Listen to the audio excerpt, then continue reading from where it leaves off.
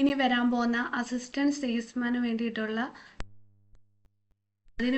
Previous questions അതേ സിലബസിലുള്ള previous question ആണ് നോക്കുന്നത്. നമ്മളിപ്പോൾ നോക്കുന്ന ക്വസ്റ്റ്യൻ എന്ന് പറയുന്നത് LDC മലപ്പുറം LDC ഇടുക്കി മലപ്പുറം 2024 നടന്ന ക്വസ്റ്റ്യനും ആൻസേഴ്സും ആണ്.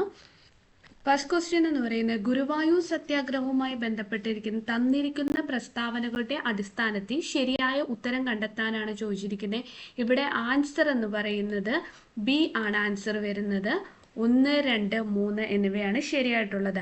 മന്നത്ത് പത്മനാഭൻ അധ്യക്ഷനും കേളപ്പൻ സെക്രട്ടറിയുമായി ഒരു സത്യാഗ്രഹ കമ്മിറ്റി രൂപീകരിച്ചു. ഗാന്ധിജിയുടെ അനുവാദത്തോടെ കേളപ്പൻ 1932 സെപ്റ്റംബർ 22 ക്ഷേത്രനടയിൽ ഉപവാസം ആരംഭിച്ചു. ഗാന്ധിജിയുടെ നിർദ്ദേശപ്രകാരം 1932 ഒക്ടോബർ 2 കേളപ്പൻ ഉപവാസം അവസാനിപ്പിച്ചു. അപ്പം ഇതിൽ 3 സ്റ്റേറ്റ്മെന്റ് ആണ് കറക്റ്റ് ആയിട്ട്. മന്നത്ത് പത്മനാഭൻ അധ്യക്ഷനും കേളപ്പൻ സെക്രട്ടറിയുമായി ഒരു സത്യാഗ്രഹ കമ്മിറ്റി സ്ഥാപിച്ചു. ഗാന്ധിജിയുടെ അനുവാദത്തോടെ കേളപ്പൻ 1932 സെപ്റ്റംബർ 22 ക്ഷേത്രനടയിൽ ഉപവാസം ആരംഭിച്ചു. ഗാന്ധിജിയുടെ നിർദ്ദേശപ്രകാരം 1932 ഒക്ടോബർ 2 കേളപ്പൻ ഉപവാസം അവസാനിപ്പിച്ചു. അപ്പൊ ഗുരുവായൂർ സത്യാഗ്രഹം എന്നാണ് നടന്നത്? ഗുരുവായൂർ സത്യാഗ്രഹം ആരംഭിച്ചത് 1931 നവംബർ 1 ആരംഭിച്ചത്. എന്നാണ് 1931 നവംബർ 1 ഗുരുവായൂർ സത്യാഗ്രഹം ആരംഭിക്കാൻ തീരുമാനിച്ച KPCC സമ്മേളനം എന്ന് പറയുന്നത് 1931 വടകര സമ്മേളനം. ഗുരുവായൂർ സത്യാഗ്രഹത്തിന് നേതൃത്വം നൽകിയവർ ആരൊക്കെയാണ്? കേളപ്പനും മന്നത്ത് പത്മനാഭനും. പ്രസിഡന്റ് ആണ് മന്നത്ത് പത്മനാഭൻ, സെക്രട്ടറി കേളപ്പൻ. മന്നത്ത് പത്മനാഭൻ പ്രസിഡന്റും കേളപ്പൻ സെക്രട്ടറി. ഗുരുവായൂർ ക്ഷേത്ര പ്രവേശന പ്രചരണ കമ്മിറ്റിയുടെ ക്യാപ്റ്റൻ ആരാന്ന് ചോദിച്ചാൽ T. സുബ്രഹ്മണ്യൻ തിരുമുമ്പ്. അപ്പോൾ ക്യാപ്റ്റൻ ആരാണ്? T. സുബ്രഹ്മണ്യൻ തിരുമുമ്പ്. ഗുരുവായൂർ സത്യാഗ്രഹത്തിന്റെ വോളണ്ടിയർ ക്യാപ്റ്റൻ ആരാണ്? വോളണ്ടിയർ ക്യാപ്റ്റൻ AK ഗോപാലനാണ്. കേളപ്പൻ നിരാഹാര സത്യാഗ്രഹം ആരംഭിച്ചത് 32 സെപ്റ്റംബർ 21 ചില രേഖകളിൽ സെപ്റ്റംബർ 22 എന്നും ഉത്തരമായി കാണുന്നുണ്ട്. ഗാന്ധിജി ഇടപെട്ട് നിരാഹാര സത്യാഗ്രഹം പിൻവലിച്ചത് 1932 ഒക്ടോബർ 2 ഗുരുവായൂർ ക്ഷേത്രം മണിയടിച്ച ആദ്യത്തെ അബ്രാഹ്മണനാണ് P. കൃഷ്ണപിള്ള. ഏത് ക്ഷേത്ര പ്രവേശനവുമായി ബന്ധപ്പെട്ടാണ് ജനഹിത പരിശോധന നടന്നതെന്ന് ചോദിച്ചാൽ ജനഹിത പരിശോധന നടന്നത് ഗുരുവായൂർ സത്യാഗ്രഹം ബന്ധപ്പെട്ടതാണ്. ഗുരുവായൂർ ക്ഷേത്ര പ്രവേശനവുമായി ബന്ധപ്പെട്ട് ജനഹിത പരിശോധന നടന്ന താലൂക്ക് ഏതെന്ന് ചോദിച്ചാൽ പൊന്നാനി താലൂക്കാണ്. അപ്പം നമ്മൾ ഫസ്റ്റ് പറഞ്ഞു മന്നത്ത് പത്മനാഭൻ അധ്യക്ഷന് കേളപ്പൻ സെക്രട്ടറിയും ഒരു സത്യാഗ്രഹ കമ്മിറ്റി രൂപീകരിച്ചു. ഗാന്ധിജിയുടെ അനുവാദത്തോടെ കേളപ്പൻ 1932 സെപ്റ്റംബർ 22 ക്ഷേത്രനടയിൽ ഉപവാസം ആരംഭിച്ചു. ഗാന്ധിജിയുടെ നിർദ്ദേശപ്രകാരം 1932 ഒക്ടോബർ 2 കേളപ്പൻ ഉപവാസം അവസാനിപ്പിച്ചു. അതേപോലെ തന്നെ ഗുരുവായൂർ സത്യാഗ്രഹം നടന്നത് എന്ന് വെച്ചാൽ ആരംഭിച്ചത് 1931 November 1 president Mannath Padmanabhan, secretary കേളപ്പനുമാണ്. വോളണ്ടിയർ ക്യാപ്റ്റൻ AK ഗോപാലനാണ്. അതേപോലെ തന്നെ ഗുരുവായൂർ ക്ഷേത്രം മണിയടിച്ച ആദ്യത്തെ അബ്രാഹ്മണർ എന്ന് പറയുന്നത് P. കൃഷ്ണപിള്ളയാണ്. അടുത്ത ക്വസ്റ്റ്യൻ എന്ന് വെച്ചാൽ ഐക്യ കേരള പ്രസ്ഥാനവുമായി ബന്ധപ്പെട്ട് തന്നിരിക്കുന്ന പ്രസ്താവനകളിൽ നിന്ന് ശരിയായ തിരഞ്ഞെടുക്കാനാണ് ചോദിച്ചിരിക്കുന്നത്. ഇവിടെ ശരിയായിട്ടുള്ള ആൻസർ എന്ന് പറയുന്നത് A ആണ് ആൻസർ. 1, 2, 4 ശരിയായിട്ടുള്ളത്. 1947 തൃശ്ശൂരിൽ വെച്ച് കേളപ്പന്റെ അധ്യക്ഷതയിൽ ഐക്യ കേരള സമ്മേളനം നടന്നു. ആരുടെ അധ്യക്ഷതയിൽ? കേളപ്പന്റെ. ഇവിടെ വെച്ച് തൃശ്ശൂരിൽ വെച്ച് 1947. 1949 ജൂലൈ 1 നടന്ന തിരുക്കൊച്ചി സംയോജന ഐക്യ കേരളത്തിന്റെ ആദ്യപടിയായി കണക്കാക്കപ്പെട്ടു.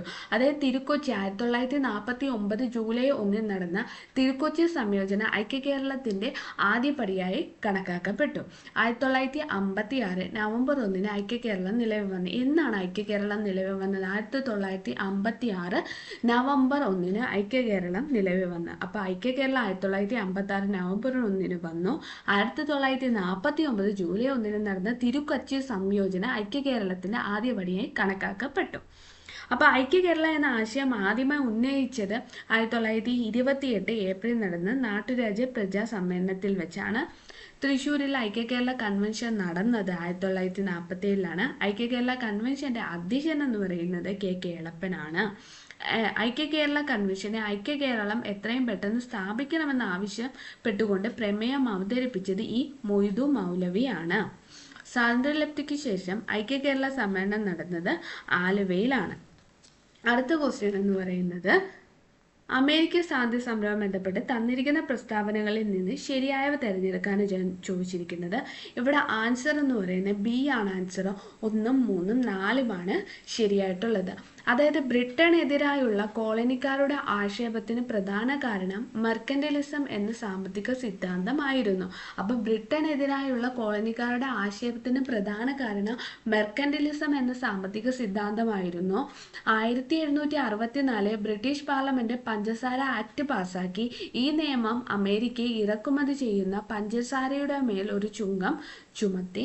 ബ്രിട്ടീഷ് ധനകാര്യമന്ത്രിയായിരുന്ന ചാൾസ് ടൗൺഷെൻഡ് അമേരിക്കൻ ഇറക്കുമതി ചുങ്ക നിയമം പാസാക്കി.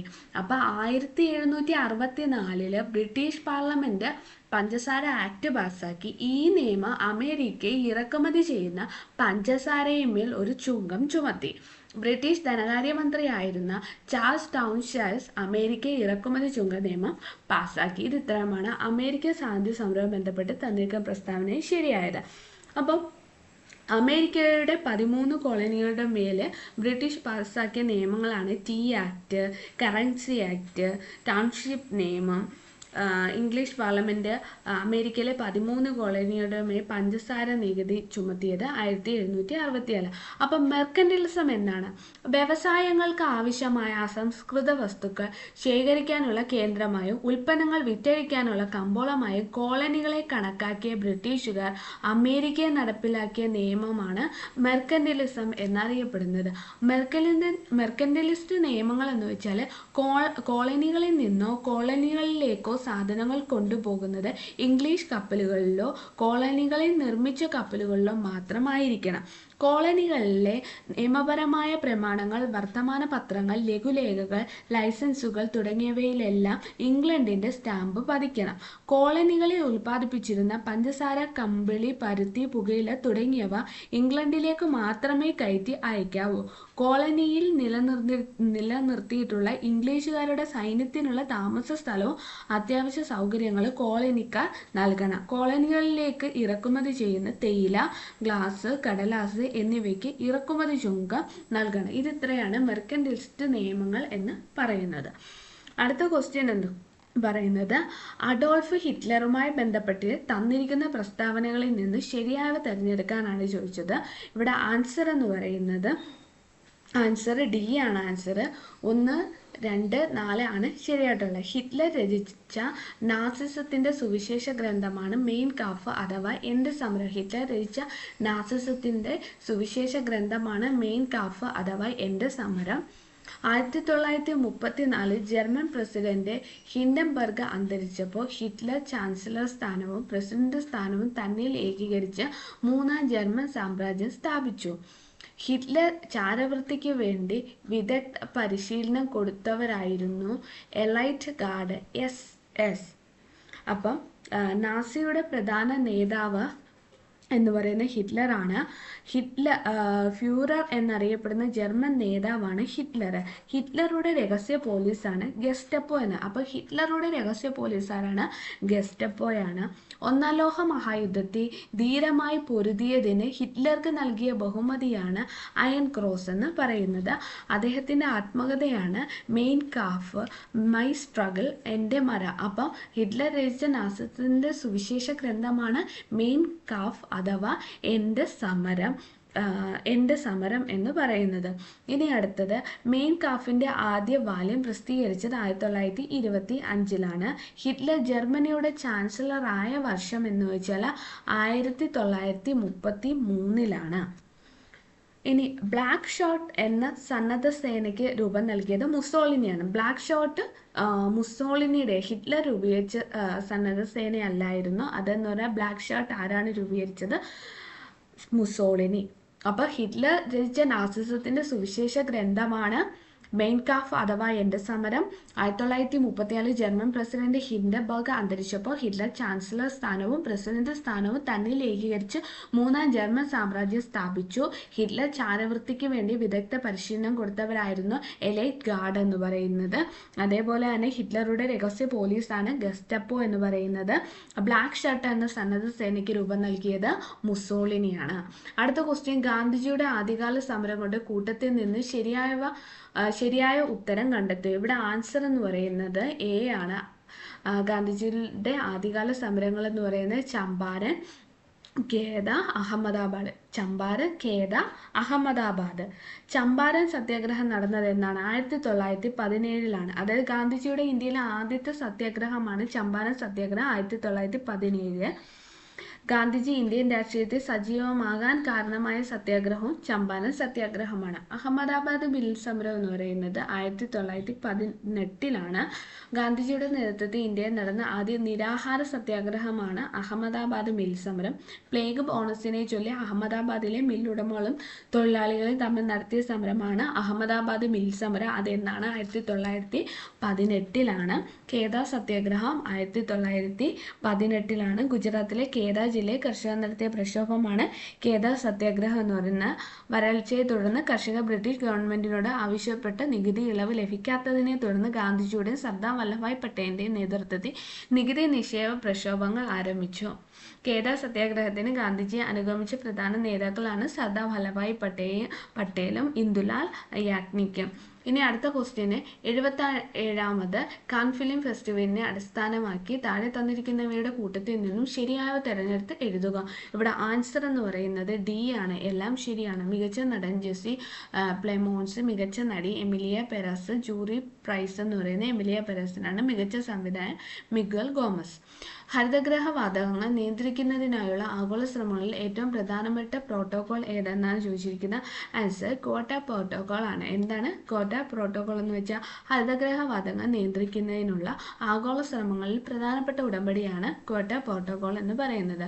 കാലാവസ്ഥാ വ്യതിയാനം കുറയുന്നതിന് വേണ്ടി 1997 ഡിസംബർ 11 ജപ്പാനിലെ ക്യോട്ടോയിൽ വെച്ച് രൂപീകരിച്ച ഉടമ്പടിയാണ് ക്യോട്ടോ പ്രോട്ടോകോൾ. പ്രാബല്യത്തിൽ വന്നത് 2005 ഫെബ്രുവരി 16 ഇതിൽ 3 സംവിധാനങ്ങളുണ്ട്: ഇന്റർനാഷണൽ എമിഷൻ ട്രേഡിംഗ്, ജോയിന്റ് ഇംപ്ലിക്കേഷന്, ക്ലീൻ ഡെവലപ്മെന്റ് മെക്കാനിസം.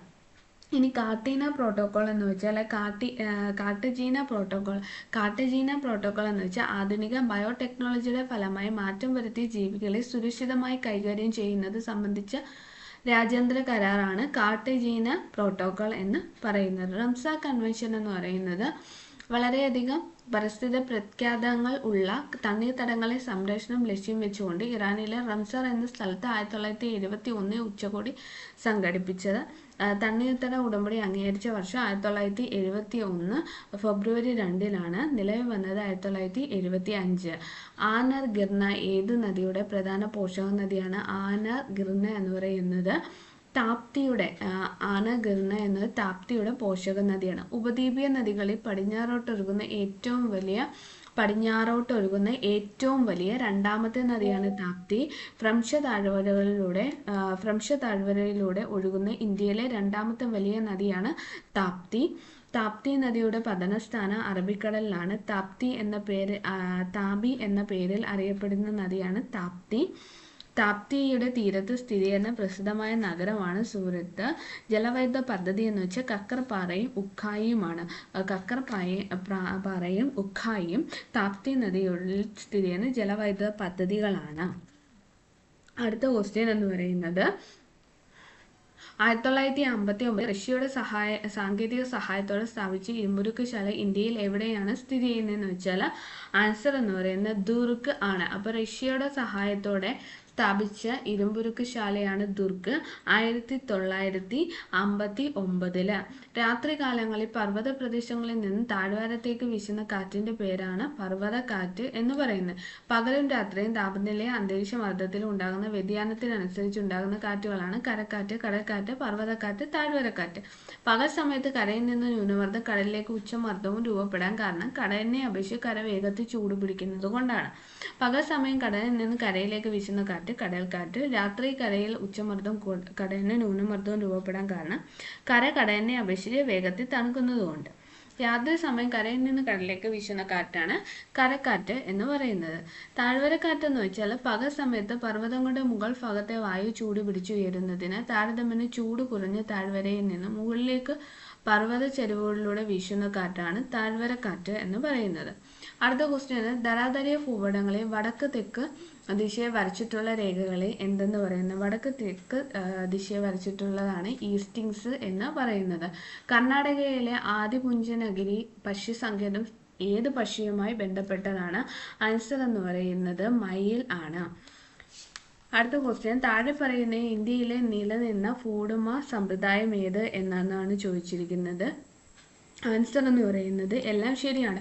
സെമീന്ദാരി സമ്പ്രദായം, റൈറ്റ് വാരി സമ്പ്രദായം, ഫ്യൂഡൽ സമ്പ്രദായം, മഹൽവാരി സമ്പ്രദായം, ഇതെല്ലാം എന്താണ് ഇന്ത്യയിൽ നിലനിന്ന ഫൂഡമ സമ്പ്രദായമാണ്. അത് സെമീന്ദാരി സമ്പ്രദായം എന്ന് വെച്ചാൽ സമ്പ്രദായം ആരംഭിച്ചത് കോൺവാലിസ് ആണ്. സെമീന്ദാരി സമ്പ്രദായം ആരംഭിച്ചത്. സെമീന്ദാർമാരുടെ സ്വകാര്യ ഭൂമി അറിയപ്പെട്ടിരുന്നതാണ് മിക്കിയത്ത് എന്നറിയപ്പെട്ടിരുന്നത്. സെമീന്ദാരി സമ്പ്രദായ പ്രകാരം ഭൂമിയുടെ അവകാശം ജമീന്ദാർമാർക്ക് നൽകപ്പെട്ടു. അപ്പോൾ ഭൂമിയുടെ ഉടമസ്ഥാവകാശം ആർക്കാണ്? ജമീന്ദാർമാർക്ക് ആണ്. അടുത്ത ക്വസ്റ്റ്യൻ എന്ന് പറയുന്നത്, ഒരു ദ്വിമേഖല സമ്പദ് വ്യവസ്ഥ ഉൾപ്പെടുന്ന മേഖലകളെ സംബന്ധിച്ച് ശരിയായ ജോഡി കണ്ടെത്തുക. ദ്വിമേഖല സമ്പദ് വ്യവസ്ഥ ഉൾപ്പെടുന്ന മേഖലയെ സംബന്ധിച്ച് ശരിയായ ജോഡി എന്ന് വെച്ചാൽ ആൻസർ എന്ന് പറയുന്നത് സി ആണ്. കുടുംബങ്ങൾ, സംരംഭങ്ങളാണ്. ഒരു ദ്വിമേഖല സമ്പദ് വ്യവസ്ഥയിൽ കുടുംബങ്ങൾ, സംരംഭങ്ങൾ എന്നിവ ഉൾപ്പെടുന്നു.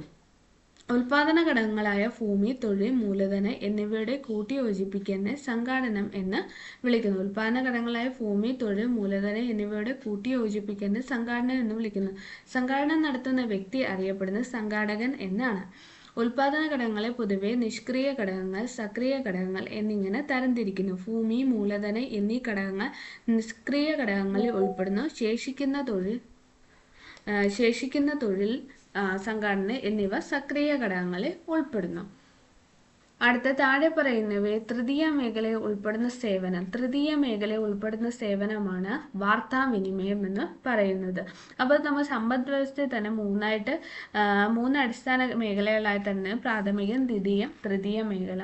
പ്രാഥമിക മേഖല എന്ന് വെച്ചാൽ കൃഷി വരും, വനപരിപാലനം, മത്സ്യബന്ധനം, ഖനനം, പാറവെട്ട്, ഇവയൊക്കെ പ്രാഥമിക മേഖല. ദ്വിതീയ മേഖലയിലാണ് വ്യവസായം, വൈദ്യുതി, കെട്ടിട നിർമ്മാണം, ഗ്യാസ്, ജലവിതരണം, നിർമ്മാണ പ്രവർത്തനങ്ങൾ. തൃതീയ മേഖലയിൽ വരുന്നതാണ് വ്യാപാരം, ഗതാഗതം, ഹോട്ടൽ, വാർത്താവിനിമയം, സംഭരണം, ബാങ്കിങ്, ഇൻഷുറൻസ്, ബിസിനസ്. അടുത്ത ക്വസ്റ്റ്യന്, താഴെ രണ്ട് പ്രസ്താവന തന്നിരിക്കുന്നു. ഒരെണ്ണം ദൃഢപ്രസ്താവനയാണ്, മറ്റൊന്ന് കാരണവുമാണ്. ഇവ ശരിയായിട്ടുള്ളത് ഏതെന്ന് ചോദിച്ചാൽ ആൻസർ എയും ആറും ശരിയാണ്. കൂടാതെ 6 കൃത്യമായ വിശദീകരണമാണ്. അപ്പോൾ എന്താണ് കൊടുത്തിരിക്കുന്നത്? രണ്ടാം പഞ്ചവത്സര പദ്ധതി അടിസ്ഥാന ഖന വ്യവസായങ്ങളിലുള്ള പൊതുമേഖല നിക്ഷേപത്തിന് ഊന്നൽ കൊടുത്തു. ഇന്ത്യയിലെ സ്വകാര്യ മേഖല ദുർബലവും വൻകിട നിക്ഷേപം നടത്തുന്നതിനോ നിക്ഷേപ സമാഹരണം നടത്തുന്നതിനോ ഉള്ള ശേഷിയും പ്രാപ്തിയും ഉള്ളതായിരുന്നില്ല. ഈ 2 പ്രസ്താവനകളും ശരിയാണ്. അപ്പം അടുത്ത ക്വസ്റ്റ്യൻ, ചേരുംപടി ചേർക്കാനാണ് ചോദിച്ചിരിക്കുന്നത്. ആൻസർ എന്ന് പറയുന്നത് സി ആണ് ആൻസർ വരുന്നത്. അതായത് പ്രധാനമന്ത്രി ജൻധൻ യോജന എന്ന് പറയുന്നത് സാർവത്രിക ബാങ്കിംഗ് സേവനമാണ്. പ്രധാനമന്ത്രി കൗശൽ വികാസ് യോജന എന്ന് പറയുന്നത് ഹ്രസ്വ തൊഴിൽ പരിശീലനമാണ്. രാഷ്ട്രീയ ഗ്രാം സ്വരാജ് അഭിയാൻ എന്ന് പറയുന്നത് പഞ്ചായത്ത് രാജ് സംവിധാനം ശക്തിപ്പെടുത്തലാണ്. പ്രധാനമന്ത്രി ഗ്രാം സഡക് യോജന എന്ന് പറയുന്നത് ഗ്രാമീണ റോഡ് വികസനം. അപ്പം സഡക് യോജന ഗ്രാമീണ റോഡ് വികസനം. ഗ്രാമസ്വരാജ് അഭിയാൻ എന്ന് പറയുന്നത് പഞ്ചായത്ത് രാജ്. ഗ്രാമസ്വരാജ് എന്ന് പറയുമ്പോൾ പഞ്ചായത്ത് രാജ് വരും. കൗശൽ വികാസ് യോജന എന്ന് വെച്ചാൽ ഹ്രസ്വകാല തൊഴിൽ പരിശീലനം. പ്രധാനമന്ത്രി ജൻധൻ യോജന എന്ന് വെച്ചാൽ സാർവത്രിക ബാങ്കിംഗ് സേവനം. ഇന്ത്യ ഗവൺമെന്റ് അടുത്ത കാലത്തായി ചെറുധാന്യങ്ങൾ രാജ്യവ്യാപകമായി കൃഷി ചെയ്യുന്നതിന് വലിയ പ്രോത്സാഹനം നൽകുന്നുണ്ട്. കൂടാതെ മില്ലറ്റ് പോഷക സമ്പത്തിന് മുൻപന്തിയിൽ നിൽക്കുന്നു. ഇന്ത്യയിലെ മില്ലറ്റ് ഉൽപാദനത്തിന് മുൻപന്തിയിൽ നിൽക്കുന്നത് ഏത് സംസ്ഥാനമാണ് എന്ന് വെച്ചാൽ ആൻസർ എന്ന് പറയുന്നത് രാജസ്ഥാനാണ്.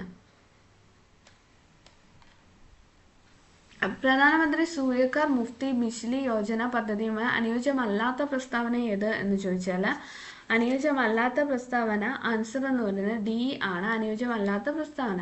അപ്പം അനുയോജ്യമായ പ്രസ്താവന, ഇന്ത്യയിലെ കുടുംബങ്ങൾക്ക് സൗജന്യ നിരക്ക് വൈദ്യുതി ലഭ്യമാക്കാൻ തുടങ്ങിയ പദ്ധതി. ഈ പദ്ധതി പ്രകാരം വീടുകളുടെ മുകളിൽ സോളാർ പാനൽ വയ്ക്കാൻ സബ്സിഡി നൽകുന്നു. പദ്ധതി പ്രകാരം 1 കോടി കുടുംബങ്ങൾക്ക് ഗുണം ലഭിക്കുന്നുവെന്ന് പ്രതീക്ഷിക്കുന്നു. അപ്പം ഇന്ത്യയിലെ വീടുകളിൽ സൗജന്യ വൈദ്യുതി ലഭിക്കാൻ ലക്ഷ്യമിടുന്ന സർക്കാർ പദ്ധതിയാണ് സൂര്യഘർ മുഫ്തി ബിജ്ലി യോജന. ഇത് ആരംഭിച്ചത് 2024 ഫെബ്രുവരി 15-നാണ്. പദ്ധതി പ്രകാരം വീടുകൾ അവരുടെ മേൽക്കൂരയിൽ സോളാർ പാനലുകൾ സ്ഥാപിക്കുന്നതിന് സബ്സിഡി നൽകുന്നു. പദ്ധതിയുടെ ലക്ഷ്യം എന്ന് വെച്ചാൽ വീടുകൾക്ക് സൗജന്യ വൈദ്യുതി ലഭ്യമാക്കുക, സർക്കാരിന്റെ വൈദ്യുതി ചെലവ് കുറയ്ക്കുക, പുനരുപയോഗ ഊർജ്ജത്തിന്റെ ഉപയോഗം വർദ്ധിപ്പിക്കുക, കാർബൺ പുറന്തള്ളൽ കുറയ്ക്കുക. ഇവയൊക്കെയാണ് ഇതിന്റെ ലക്ഷ്യങ്ങളെന്ന് പറയുന്നത്. ഇന്ത്യൻ ഭരണഘടനയുടെ ആമുഖത്തിന് ആധാരമായി മാറിയ ലക്ഷ്യപ്രമേയത്തിന് സംബന്ധിക്കുന്ന ശരിയായ പ്രസ്താവന താഴെ നൽകിയിരിക്കുന്ന ഏതാണ് എന്നാണ് ചോദിച്ചിരിക്കുന്നത്. ആൻസർ എന്ന് പറയുന്നത് 3ഉം 4ഉം ആണ്. അതായത് നെഹ്റു ആണ് ലക്ഷ്യപ്രമേയം അവതരിപ്പിച്ചത്. ലക്ഷ്യപ്രമേയം 1947 ഭരണഘടനാ നിർമ്മാണ സഭയിൽ പാസ്സാക്കപ്പെട്ടു. അപ്പോൾ ഇന്ത്യ ഭരണഘടനയുമായി ബന്ധപ്പെട്ട് 8 പ്രധാന കമ്മിറ്റികൾ രൂപീകരിക്കപ്പെട്ടു. താഴെ പറയുന്ന അത്തരം കമ്മിറ്റിയുടെ അധ്യക്ഷൻ ശരിയായത് ഏത് എന്നാണ് ചോദിച്ചിരിക്കുന്നത്. ആൻസർ എന്ന് പറയുന്നത് 1ഉം 2ഉം 4ഉമാണ് ശരിയായിട്ടുള്ളത്. യൂണിയൻ പവേഴ്സ് കമ്മിറ്റി നെഹ്റു ആണ്. യൂണിയൻ കോൺസ്റ്റിറ്റ്യൂഷൻ കമ്മിറ്റി നെഹ്റു ആണ്. അതേപോലെ തന്നെ റൂൾസ് ഓഫ് പ്രൊസീജിയർ കമ്മിറ്റി എന്ന് പറയുന്നത് doctor Rajendra Prasad. Rules of procedure committee doctor Rajendra Prasad. Union constitution committee Nehru. Union powers committee Nehru ആണ്. ഇന്ത്യൻ പൗരത്വത്തെ സംബന്ധിക്കുന്ന ശരിയായ പ്രസ്താവന ഇവയിൽ ഏത് എന്നാണ് ചോദിച്ചിരിക്കുന്നത്. ആൻസർ എന്ന് പറയുന്നത് 1ഉം 3ഉമാണ് ശരിയായിട്ടുള്ളത്. ഇന്ത്യൻ ഭരണഘടനയുടെ പാർട്ട് 2 ആർട്ടിക്കിൾ 5 മുതൽ 11 വരെയുള്ള ഭാഗങ്ങളിൽ പൗരത്വത്തെക്കുറിച്ച് പറയുന്നു. അതേപോലെ തന്നെ 1955 പൗരത്വ നിയമം അനുസരിച്ച് 3 രീതിയിൽ പൗരത്വം നഷ്ടപ്പെടാം. അപ്പോൾ ഇന്ത്യൻ ഭരണഘടന പൗരത്വത്തെ കുറിക്കുന്ന ഭാഗം ഏതാണ്? ഭാഗം 2. അനുച്ഛേദം ഏതാണ്? 5 മുതൽ 11 വരെയാണ്. ഇന്ത്യൻ ഭരണഘടന വിഭാവനം ചെയ്തിരിക്കുന്ന പൗരത്വം ഏക പൗരത്വമാണ്. 5 രീതിയിൽ ഇന്ത്യ പൗരത്വം ഏതൊക്കെയാണ്? ജന്മസിദ്ധമായ പൗരത്വം, പിന്തുടർച്ച വഴിയുള്ള പൗരത്വം, രജിസ്ട്രേഷൻ വഴിയുള്ള പൗരത്വം, ചിരകാല അധിവാസ മുഖേനയുള്ള പൗരത്വം, പ്രാദേശിക സംയോജനം വഴിയുള്ള പൗരത്വം. അതേകൂട്ട് തന്നെ 3 രീതിയിൽ നഷ്ടപ്പെടാം. പൗരത്വം സ്വമേധയാ ഉപേക്ഷിക്കൽ, പൗരത്വം നിർത്തലാക്കൽ, പൗരത്വ അപഹരണം. ഇവയൊക്കെ 3 രീതിയിൽ നഷ്ടപ്പെടാം. മൗലിക അവകാശങ്ങളുമായി ബന്ധപ്പെട്ട് താഴെ തന്നിരിക്കുന്ന ആ ക്വസ്റ്റ്യൻ ക്യാൻസൽഡ് ക്വസ്റ്റ്യൻ ആണ്. ഇനി അതിൻ്റെ ബാക്കി ക്വസ്റ്റ്യൻസ് അടുത്ത വീഡിയോയിലിടാം. Okay friends.